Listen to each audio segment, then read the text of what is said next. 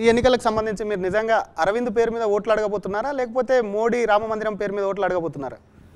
మీరు చెప్పండి, ఎట్లా అడగమంటే అట్లా అడుగుతా. మేమేం లేదు, చాలామంది మోడీ కానీ రామ మందిరాన్ని తీసుకొని వెళ్తున్నారు. అభ్యర్థిది ఏది కూడా అక్కడ ఆ చరిస్మ పనిచేయదంటారా? అంటే బీజేపీ మొత్తం ఒక అభ్యర్థిది తీసుకొని ముందుకెళ్తుంది కదా. అది ఏం పని చేస్తుంది, ఏం పని చేయదండి. మా నాయకుడు మోదీ. మేము రాజకీయాల్లోకి వచ్చినామే మోదీని బలపరచడానికి. మోదీ పేరు ఎత్తొద్దని మీరు ఎవరండి అనడానికి?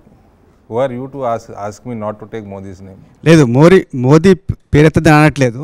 మీరు వ్యక్తిగతంగా ఏం హామీలు ఇస్తున్నారు? లాస్ట్ ఇయర్ కూడా మోడీ ఉన్నప్పటికీ మీరు వ్యక్తిగతంగా పసుపు బోర్డు మీద హామీ ఇచ్చారు. We'll have a local manifesto.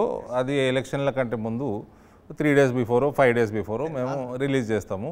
డెఫినెట్గా మాకు లోకల్ అజెండా ఉంటుంది. ఎంపీగా పసుపు బోర్డు ఎంపీ అభ్యర్థిగా తెస్తా అన్నాను, తెచ్చినాము.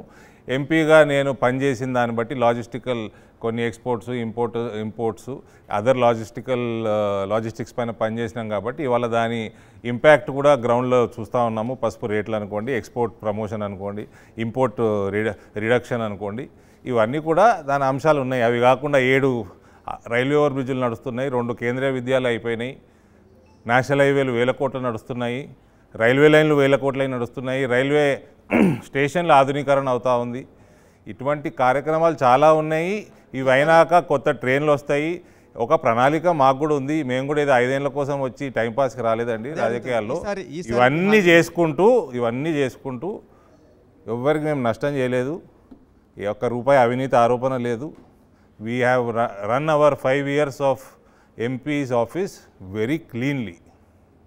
ఈసారి మీరు ఇవ్వబోతున్న హామీ ఏంటి? ప్రధానమైన హామీ అది 3-4 days బిఫోర్ ఎలక్షన్ ఏమైనా ఉంటే చెప్తాం. నిజాం షుగర్ ఫ్యాక్టరీ తెరిపిస్తానండి మీరు హామీ. ఈజీ అండి, అది చాలా ఈజీ. ఇప్పుడు నిజాం షుగర్ ఫ్యాక్టరీ ఎందుకు తెరుచుకుంటలేదో కూడా చెప్తా మీకు. గోకరాజు గంగరాజు గారికి ఆయనకు డబ్బులు ఇచ్చేసి తీసుకోవాలి. ఆయనను 100 కోట్లు ఎక్కువ రేట్ 100 కోట్లు కమిషన్ కావాలి అందులో మేడంకి. ఇప్పుడు ఆయనకి ఎక్స్ అమౌంట్ ఇవ్వాలనుకోండి, X+100 ఇస్తాము వాపస్ ఇవ్వమంటారు. లేదా గవర్నమెంట్ ఆయన టేక్ ఓవర్ చేసుకుంటామంటే మాకు 100 కోట్లు కిక్ బ్యాక్ ఇవ్వమంటారు. కానీ ఇప్పుడు మీరు చెప్పిన మేడం వినండి, మీరు తొందరపడకండి. ఇట్లా 100 కోట్లు అదనంగా అనేసరికి అది ఎవరికి వర్కౌట్ కాదు. ఏ ప్రైవేట్ వాడు రాడు ముందరికి. 66 ఫ్యాక్టరీలు మూతపడ్డ చెరుకు ఫ్యాక్టరీలు దేశంలో తెరుచుకున్నాయి లాస్ట్ 5-6 ఏళ్లలో.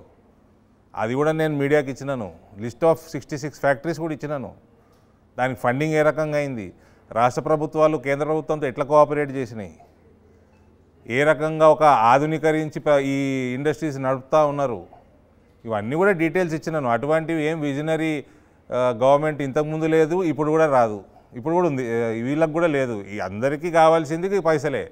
ఈ అవినీతి వల్లనే అవి తెరుచుకోవట్లేదు అంతే. అంటే ఈసారి మీరు స్పష్టమైన హామీ ఇవ్వదలుచుకున్నారా నిజాం ఫ్యాక్టరీ తెరిపిస్తానని? మీరు NCLTలోంచి మీ ఏదైతే ఉందో పేచి అందులోంచి బయటికి తండి 4 రోజుల్లో తెరిపిస్తాం.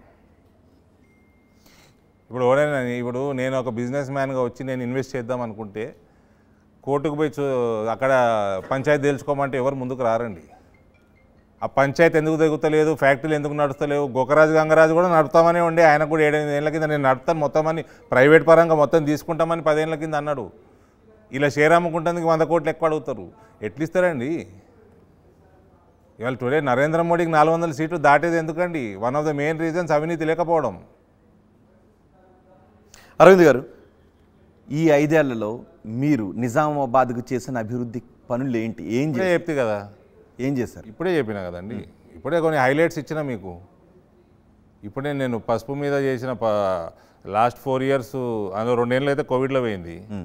ఏ రకంగా లాజిస్టిక్స్ మీద పనిచేసినాము, పసుపు బోర్డు తీసుకొచ్చినాము, 6-7 రైల్వే ఓవర్ బ్రిడ్జ్లు కడుతున్నాము, 2 కేంద్రీయ విద్యాలయాలు కట్టినాము, నేషనల్ హైవేస్ ఎక్స్పాన్షన్ 1000 కోట్లు నడుస్తూ ఉన్నాయి, రైల్వే స్టేషన్ల ఆధునీకరణ అవుతూ ఉన్నది.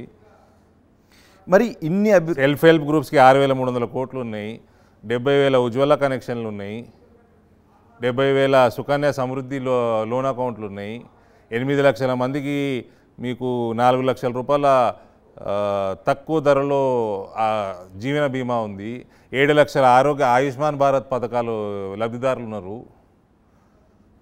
ఈ రకంగా అందుకనే Narendra Modi is going to ground level అనే స్కీమ్స్కి వెళ్తున్నాయి కాబట్టి ప్రజలందరూ కూడా మోడీ పట్టం కడతా ఉన్నారు. ఇవన్నీ కూడా రూపాయి అవినీతి లేకుండా కోరట్లలో మిమ్మల్ని ఎందుకు ఓడించారు? సరేనండి, మేము దానికి కారణాలు మీరు విశ్లేషణ, నేను పెద్ద విశ్లేషించుకోలేదు, మేము కష్టపడ్డాము, మీరు విశ్లేషించారు. కొన్ని ఛానళ్ళు చెప్తాయి కాంగ్రెస్ వాడు డబ్బులు వంచిందంటారు, బీఆర్ఎస్ వాడు డబ్బులు వంచిందంటారు. కొందరు ఏమంటారు అంటే నాకు అక్కడ ఇల్లు లేకపోవడం అంటారు. I'm very happy with Korutla people. మేము రూపాయి ఖర్చు పెట్టకుండా కూడా 16,000 వచ్చిన ఓట్లు ఈసారి 62,000 వచ్చినాయి మాకు. I'm very happy. ఇతరులు కూడా మారుతారు.